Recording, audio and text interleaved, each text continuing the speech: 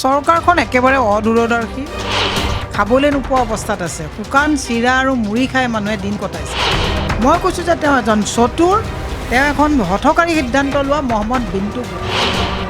তো এইখিনি সময়ত য'ত মানুহে খাবলৈ পোৱা নাই, সেইখিনি সময়ত GST লগাইছে। এইখন চৰকাৰ হিটলাৰী চৰকাৰ, এইখন চৰকাৰ সাধাৰণ জনসাধাৰণক হিতাধিকাৰীসকলক ভোটাধিকাৰীলৈ পৰ্যবেক্ষিত কৰা এখন চৰকাৰ। গোটেই ৰাইজ যদি ৰাজনৈতিকভাৱে সবল নহয়, কেৱল হিন্দু মুছলমানৰ যিটো ঘৃণা মানুহৰ মনত ভৰাই দিছে, সেইটোৰে এখন দেশ কেতিয়াও সুৰক্ষিত নহয়। চৰকাৰখন একেবাৰে অদূৰদৰ্শী, তেওঁলোকে জনকল্যাণমুখী যিবিলাক কাম তাক পাহৰি গৈছে। যিখিনি সময়ত বানাক্ৰান্ত 27খন জিলাত মানুহ প্ৰায় 1.5 লাখৰ ওপৰত মানুহৰ গৃহ পানীৰ তলত গৈছে, খাবলৈ নোপোৱা অৱস্থাত আছে। শুকান চিৰা আৰু মুড়ি খাই মানুহে দিন কটাইছে।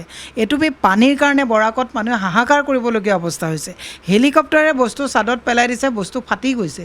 এইখিনি সময়ত চৰকাৰখনে মুড়ি, পিঠাগুড়ি, চাউল, চিৰা, গুড়, যিকেইটা বানৰ সময়ত সেইকেইটা বস্তুৱে খাদ্যতে বান সাহাৰ্য হিচাপে মানুহে খৰি চৰি গেছ চিলিণ্ডাৰ অভাৱ হ'লে সেই বস্তুকেইটা খাই চলি থাকে। তাতো তেওঁলোকে এটা হঠকাৰী সিদ্ধান্ত লৈ তাতো 5% তেওঁলোকে GST লাগু কৰাইছে। এইখন চৰকাৰ হৈছে জনকল্যাণ বিমুখী চৰকাৰ। এই চৰকাৰখনে মই সকলোৱে এটা কথা কয় যে মাননীয় মুখ্যমন্ত্ৰী হিমন্ত বিশ্ব শৰ্মা খুব পাৰদৰ্শিতা থকা বিচক্ষণ মুখ্যমন্ত্ৰী বুলি কয়। মই কৈছোঁ যে তেওঁ এজন চতুৰ, তেওঁ এখন হঠকাৰী সিদ্ধান্ত লোৱা মহম্মদ বিন তুগলক। যিখিনি সময়ত নিজৰ ৰাজ্যৰ গোটেই বানাক্ৰান্ত বানপানীৰ কবলত হাহাকাৰ হৈ ককবকাই আছে, সেইখিনি সময়ত ৰেডিশ্যন ব্লুত তেওঁ বিধায়কসকলক ইয়াত ভৰাই শ কোটি টকা বিধায়ক কিনা বেচাত তেওঁ আত্মনিয়োগ কৰিছে। আৰু তাৰ ফলস্বৰূপে তেওঁলোকে কি কৰিছে, ৰাজকোষ উদং হৈছে। উদং হোৱাৰ কাৰণে আপোনাৰ চিৰা মুড়িৰ পৰা গুড়লৈকে তেওঁলোকে আকৌ GST দি পেলাই এইবিলাক ৰিকভাৰী কৰিবলগীয়া অৱস্থা হৈছে। এইটো অত্যন্ত দুৰ্ভাগ্যজনক কথা। মাননীয় মুখ্যমন্ত্ৰীজনক কৈছোঁ, তেতিয়াহে আপোনাক আমি দূৰদৰ্শী বা বিচক্ষণ মুখ্যমন্ত্ৰী বুলি ক'ম, যদি আপুনি অসমত এটলিষ্ট অসমত ষ্টেট GSTটো আপুনি এইখিনি সময়ত যাতে লাগু নকৰাকৈ যাতে ৰেহাই দি পেলাই যাতে অসমৰ মানুহক এই বানপানীৰ কবলত ককবকাই থকা মানুহক যাতে পৰ্যাপ্ত পৰিমাণে বানপানী সাহাৰ্য প্ৰদান কৰে, মৃতকৰ পৰিয়ালক যাতে পৰ্যাপ্ত পৰিমাণে সাহাৰ্য প্ৰদান কৰে, তাৰ কাৰণে আমি দাবী জনাইছোঁ। এইখন চৰকাৰ, আপুনি অত্যন্ত দুখ লগা কথাটো, এইখিনি সময়ত য'ত মানুহে খাবলৈ পোৱা নাই, সেইখিনি সময়ত GST লগাইছে। এইখিনি সময়ত য'ত মানুহে ককবকাই থাকিবলগীয়া হৈছে, তাত তেওঁলোকে চিকিৎসাৰ নামত তাতো যদি আপুনি আজি তাৰিখত হস্পিটেলত থাকে, হস্পিটেলত 5,000 টকা যদি আপোনাৰ ৰুম ল'বলগীয়া হয়, তাতো 5% ডেইলি আপুনি তাত GST পে' কৰিব লাগিব। এনেকুৱা চৰকাৰ আপোনালোকে ক'ৰবাত দেখিছে নেকি? আজি হস্পিটেলত থাকিলেও আপুনি GST দিব লাগিব। আপোনাৰ জমা ধন বেংকৰ পৰা চেকত উলিয়ালে তাতো আপুনি কৰ ভৰিব লাগিব। এনেকুৱা চৰকাৰ ক'ৰবাত শুনিছে নেকি? গতিকে মোৰ ৰাইজলৈ এটা প্ৰশ্ন আছে, এইখন চৰকাৰ হিটলাৰী চৰকাৰ, এইখন চৰকাৰ সাধাৰণ জনসাধাৰণক হিতাধিকাৰীসকলক ভোটাধিকাৰীলৈ পৰ্যবেক্ষিত কৰা এখন চৰকাৰ। গোটেই ৰাইজ যদি ৰাজনৈতিকভাৱে সবল নহয়, কেৱল হিন্দু মুছলমানৰ যিটো ঘৃণা মানুহৰ মনত ভৰাই দিছে, সেইটোৰে এখন দেশ কেতিয়াও সুৰক্ষিত নহয়।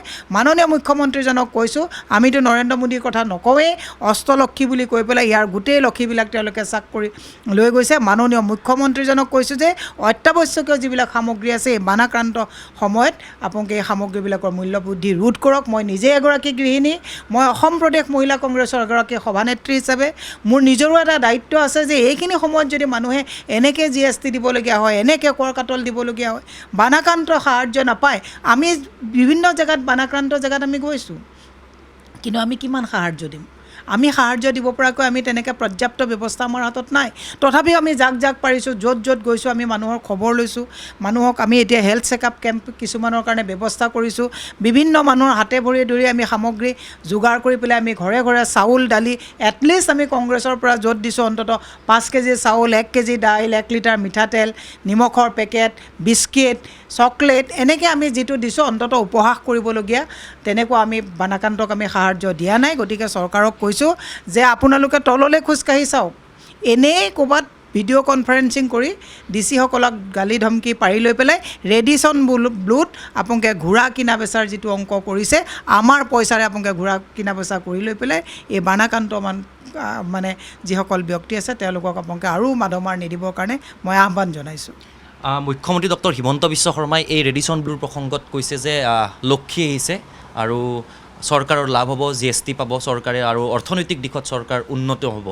এই আৰু সামগ্ৰিক যি বিষয় মহাৰাষ্ট্ৰ চৰকাৰৰ যি বিষয় 40গৰাকীকৈ বিসম্বাদী বিধায়ক আহি মহাৰাষ্ট্ৰৰ পৰা ৰেডিছন ব্লুৰ কোঠাৰ পৰা যি মহাৰাষ্ট্ৰ চৰকাৰৰ ব্লু প্ৰিণ্ট ৰচিছিল, ইয়াত কিন্তু দেখা পোৱা গৈছিল 3গৰাকীকৈ মন্ত্ৰী, পল্লৱ লোচন দাস, আপোনাৰ পীযুষ হাজৰিকাকে ধৰি অশোক সিংহালক ধৰি বহুকেইগৰাকী মন্ত্ৰী তাত দেখিবলৈ পোৱা গৈছিল। কিন্তু হিমন্ত বিশ্ব শৰ্মাই কৈছিলে যে তেওঁলোকৰ লগত বিজেপিৰ কোনো ধৰণৰ লেনদেন নাই। এই সামগ্ৰিক হিমন্ত বিশ্ব শৰ্মাই একচুৱেলি মই কৈছোঁ যদি সময় পায় আপোনাৰ অনুষ্ঠানৰ জৰিয়তে ক'ব, তেওঁ কোৱা কথাবিলাক অলপ ৰিৱাইণ্ড কৰি পেলাই শুনিবলৈ দিব। আমিয়ে লাজ পাওঁ, তেওঁ কথাৰ কোনো লাগবান নোহোৱাকৈ কথা কয়। কিন্তু দুৰ্ভাগ্যজনক কথাটো এইটোৱে, তেওঁ লাগবান নোহোৱাকৈ কথা ক'লেও ৰাইজে সেই কথাবিলাকক সহমতি দিয়া নিচিনা ৰাইজে তেওঁ এটা ফিল কৰিছে। আৰু হিমন্ত বিশ্ব শৰ্মাই লক্ষী আহিছে যিটো কথাটো কৈছে, তেওঁ একচুৱেলি লক্ষী বিচাৰি ঘূৰি থকা লগত যিসকল আছে বেপাৰী মুখ্যমন্ত্ৰী। নহ'লেনো বাৰু পিপি কিটক লৈ পেলাই ইমানখিনি কেলেংকাৰী হয় নেকি? য'ত ক'ভিডৰ সময়ত মানুহে দৰ্জা বন্ধ কৰি মুখত মাস্ক লগাই পেলাই ঘৰত সোমাই আছে, সেইখিনি সময়ত তেওঁ পৰিবাৰে পিপি কিটৰ নামত টেণ্ডাৰ ছাবমিট কৰি পেলাই তেওঁ পইচা তাত হৰলুকি কৰিছে। যিখিনি সময়ত ক'ভিডত ৰাইজে দান বৰঙণি দিছে, সেইখিনি সময়ত তেওঁ শ্ৰীমতীয়ে 18 টকাৰ চেনিটাইজাৰ 100 টকাত বিক্ৰী কৰিছে ধানকা চানকা কাৰোবাৰ লগত লগ লাগি। গতিকে তেওঁ লক্ষী বিচাৰি থকা এজন মুখ্যমন্ত্ৰী, বেপাৰী মুখ্যমন্ত্ৰী। লগত আপুনি অশোক সিংঘালে কওক, পীযুষ হাজৰিকাই কওক, গোটেই বেপাৰীবিলাক লগ লাগিছে। আৰু এই গোটেই বেপাৰীবিলাকে বেপাৰ কৰাত লগ লাগি চৰকাৰৰ যিটো মানে ৰাজধৰ্ম, চৰকাৰৰ যিটো ৰাজধৰ্ম সেইটোক পাহৰি পেলাই লক্ষী অনা নিয়াত তেওঁলোকে লাজ পোৱা নাই। তেওঁলোকে ক'বলৈ যিখিনি সময়ত 27খন জিলা মানে বানপানীত গৰাখহনীয়াত মানুহ হাহাকাৰ হৈ মৃত্যুৰ সৈতে যুঁজিছে, সেইখিনি সময়ত তেওঁলোকে বিধায়ক ইয়াত আনি GST পাব হোটেলৰ বিলত ৰেডিছন ব্লুত, সেই GSTৰ কাৰণে তেওঁলোকে লক্ষী আহিছে বুলি কৈ পেলাই অসমীয়া গোটেই ৰাইজক তেওঁলোকে স্বাভিমানত আঘাত আনা নাইনে? আজি অসমৰ বিধায়কক নি পেলাই একনাথ সিন্ধে তাত মানে মহাৰাষ্ট্ৰত ৰাখিব পাৰিবনে এনেকৈ? গতিকে এই দালালিবিলাক মুখ্যমন্ত্ৰীয়ে বন্ধ কৰক। মুখ্যমন্ত্ৰীয়ে অসমক লৈ পেলাই যিবিলাক দালালি কৰিছে, আগতেও কৰিছে, এতিয়াও কৰি আছে, এই দালালিবিলাক বন্ধ কৰি অত্যাৱশ্যকীয় সামগ্ৰীৰ মূল্যবৃদ্ধি ৰোধ কৰি ৰাজধৰ্ম পালন কৰক। তললৈ চাই খোজ কাঢ়ক। এই নাটক আৰু ভাওনা বহুত হ'ল। নাটক আৰু ভাওনাৰে অসমখন শেষ নকৰিবৰ কাৰণে তেওঁক মই বিনম্ৰতাৰে আহ্বান জনাইছোঁ। এই বানপানীত যে একালত কেমেৰা লৈ গৈ একাকল খোজকাঢ়ি পেলাই যিবিলাক তেওঁলোকে কথা কৈছে, কিয় আজি শিলচৰত কিয় মানুহে খোৱা পানীৰ কাৰণে হাহাকাৰ কৰিবলগীয়া হৈছে? আজি হাজোলৈ, বেলেগ দূৰলৈ যাবই নালাগে, আজি হাজোলৈ আপুনি যাওক, হাজো সমষ্টিত আপুনি যাওক, তাত মানুহে পৰ্যাপ্ত পৰিমাণেতো বাদেই দিয়ক, এপোৱা 100 গ্ৰাম দালি লৈছে চৰকাৰী সাহাৰ্যত পাইছে। তাতকৈ দুখৰ কথা আছে, যিবিলাক কেম্প আছে এই কেম্পবিলাকত তেওঁ ডিচিক গালি পাৰিছে। বস্তু নগ'লে ডিচিয়ে ক'ৰ পৰা দিব? তেওঁতো বিধায়ক কিনা বেচাতে ব্যস্ত হৈ আছে। য'ত কেম্পবিলাকত প্ৰায় 80-85 বছৰ বয়সৰ বৃদ্ধ মানে আইতাসকল আছে, তাত গেছৰ কোনো ব্যৱস্থা নাই, খৰিৰ কোনো ব্যৱস্থা নাই, ৰন্ধাৰ কোনো ব্যৱস্থা নাই। চিৰামুড়ি, দাঁত নাথাকা সুদা আলুৰে চিৰামুড়ি খাই পেলাই 85 বছৰীয়া বয়সত আমাৰ আইতাসকল থাকিব পাৰিব নেকি? য'ত শিশু আছে, শিশু খাদ্যৰ তেওঁলোকে ছাপ্লাই দিব পৰা নাই। তেওঁ এটা কামেই ভাল কৰিছে, তেওঁ পৰিয়ালৰ নামত তেওঁ কাঞ্চনজুৰিৰ পৰা আদি কৰি পিপি কিটৰ পৰা আদি কৰি ভূমি কেলেংকাৰীৰ পৰা আদি কৰি গোটেইবিলাক তেওঁ 18টা কোম্পেনী বনোৱাৰ পৰা গোটেইবিলাক কাম খুব ভালদৰে কৰিছে। কিন্তু তেওঁ জনসাধাৰণৰ কাৰণে যিখিনি জনকল্যাণমুখী কাম কৰিব লাগে তাৰ প্ৰতি তেওঁ পিঠি দিছে। গতিকে আহ্বান জনাইছোঁ মুখ্যমন্ত্ৰীজনক, ঈশ্বৰে আপোনাক বহুত দিছে, অসমৰ জনতাই আপোনাক বহুত দিছে। গতিকে অসমৰ জনতাক লৈ হেতালি নেখেলিবৰ কাৰণে এইখিনি সময়ত আমি আহ্বান জনাইছোঁ। আৰু মুড়ি, চিৰা, পিঠাগুড়ি, চাউল এইবিলাকত যিটো আপোনালোকে এইখিনি সময়ত GST লগাইছে, তাতকৈ গৰিহণামূলক আৰু নিলজ্জ কোনো আচৰণ নাই বুলি চৰকাৰৰ মই তেওঁলোকক এইটো মনত পেলাই দিছোঁ। ছুপাৰ চাকাৰবিলাক যে লৈ আহিছে, ছুপাৰ চাকাৰে ক'ত চাক কৰিব জাবৰ ৱেষ্ট সেইটো তেওঁলোকৰ কনচাৰ্ণ নহয়। ছুপাৰ চাকাৰ লৈ আহিলে কমিশ্যন ক'ত পাই গ'ল, এতিয়া ছুপাৰ চাকাৰ ক'ত গ'ল, গুচি গ'ল। ৱাটাৰ ATMৰ কথা কওক, CC কেমেৰাৰ কথা কওক, বায়' টয়লেটৰ কথা কওক, এটা ছাকচেছ হৈছে নেকি? একোৱে ছাকচেছ হোৱা নাই। এতিয়া আপুনি অলিয়ে গলিয়ে আপুনি কেমেৰা ঘূৰাওক, প্ৰটেক্ট RB ৰিয়েলটৰ্ছ প্ৰটেক্ট তেওঁলোকৰ ৰিয়েল ইষ্টেট বিজনেছ খাৰা কৰিছে। গতিকে আমাক টেটু চেপা দিছে, সাধাৰণ জনসাধাৰণক গল চেপা দিছে। মেডিচিনৰ দাম 42% বৃদ্ধি হৈছে দাম। তাতকৈ দুখৰ কথা কিবা আছে?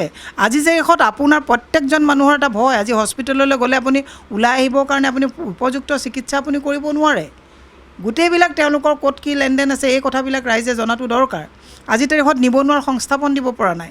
1 লাখ চাকৰি দিম বুলি কৈছে, মাত্ৰ 6 বছৰত 11,400 চাকৰি দিছে তেওঁলোকে। এই কথাবিলাক ৰাইজে পাহৰিছে নেকি? মই ৰাইজকহে এটা কথা কৈছোঁ, ৰাজনৈতিকভাৱে সজাগ হওক। নহ'লে যিমান উদীয়মান যুৱক যুৱতী আছে, আজি তাৰিখত বিবাহৰ যোগ্য পাত্ৰ পাত্ৰী আছে, তেওঁলোকে কিন্তু আজি তাৰিখত ছোৱালী এজনী বিবাহ কৰাই নিব নোৱাৰে, কাৰণ তেওঁলোকে শ্বেল্টাৰ দিব পৰাকৈ তেওঁলোকৰ লাইফবিলাক ছিকিউৰ্ড নহয়, সংস্থাপন নাই। কৰ্পৰেট ছেক্টৰত যিটো গল চেপা দি পেলাই ৰাখিছে, এই ছেফগাৰ্ডটো যেতিয়া ল'ৰা ছোৱালী নাথাকিব, যেতিয়া যুৱ প্ৰজন্মৰ ছেফগাৰ্ড নাথাকিব, যুৱ অসমক যেতিয়া ছেফগাৰ্ড নাথাকিব, তেতিয়াহ'লে সেইখন অসম উন্নতিশীল অসম হ'ব নেকি? কাঞ্চন জুৰি যদি ডেভেলপড হয়, তাৰ কাৰণেতো অসমৰ যুৱক ডেভেলপ নহয়। পি কিটত যদি কোনোবাই পইচা আত্মসাৎ কৰে, সেইটো ভাগটো অসমৰ যুৱকে নাপায়। আজি শুৱালকুছিলৈ যাওক, পাটৰ বিজনেছটো খতম কৰি পেলালে আজি। আপুনি আজি যদি গোগামুখ যায়, ধেমাজি যায়, এইফাললৈ যায়, কুকুৰাবজাৰলৈ যায়, সেইফালে মুগা, এইফালে এৰী, গোটেইবিলাক কোনে গ্ৰেপ কৰিছে, এই কথাবিলাক চাব। সেইকাৰণে মই এটা কথা কৈছোঁ, ৰজাই ৰাজধৰ্ম পালন কৰক। ৰজা যদি গ্ৰীডি হয়, ৰজা যদি লোভীয়া হয়, তেতিয়া কেতিয়াও ৰাজ্যখন বা ৰাষ্ট্ৰ কেতিয়াও উন্নতি নহয়। মই ৰজাক এটা কথাই বাৰম্বাৰ কৈছোঁ, ৰজাৰ তোষামোদকাৰীসকলে ৰজাক কৈছে যে ৰজা আপুনি উলংগ হৈছে, বাহ দিছে। আমি কৈছোঁ ৰজা আপুনি উলংগ হৈছে, আপুনি কাপোৰ পিন্ধক, আপুনি ৰাইজক সহায় কৰক। আপুনি যিবিলাক বাহ লোৱাৰ কাম কৰি আছে তোষামোদকাৰীক, এদিন কিন্তু বুৰঞ্জীত ক'লা আখৰেৰে লিখিব, সোণালী আখৰেৰে নিলিখিব। আমি বহু মুখ্যমন্ত্ৰী দেখিছোঁ নিঃসংগ জীৱন পালন কৰিছে। এটা সময়ত গামোচা আৰু চেলেং চাদৰ পাতি দিছিলে, আজি কিন্তু কাউৰী এটাও নপৰে। গতিকে এই কথাটোৰ কাৰণে বেছি দিন নহয়। গতিকে আমি ঈশ্বৰৰ ওচৰত প্ৰাৰ্থনা কৰিছোঁ, মুখ্যমন্ত্ৰীক সুমতি দিয়ক। মোদী চৰকাৰৰ কথা পাতি লাভ নাই, মুখ্যমন্ত্ৰীক সুমতি দিয়ক যে অসমৰ ৰাজকোষৰ ৰাজভঁৰালৰ ধন অপব্যৱহাৰ নকৰি যুৱ প্ৰজন্মক সংস্থাপন দিয়ক। বানাক্ৰান্তসকলৰ য'ত ক্ষতিগ্ৰস্ত হৈছে তেওঁলোকক হিতাধিকাৰীৰ কথাটো নহয়, এতিয়া প্ৰত্যেককে পুনৰ সংস্থাপনৰ কাৰণে চৰকাৰে মনোনিৱেশ কৰক। ক'ত মহাৰাষ্ট্ৰত চৰকাৰ হৈছে, ক'ত গুজৰাটত চৰকাৰ হৈছে, তাৰ শিখণ্ডী ৰুলটো কৰাৰ কাৰণে হিমন্ত বিশ্ব শৰ্মাই দায়িত্ব ল'ব নালাগে।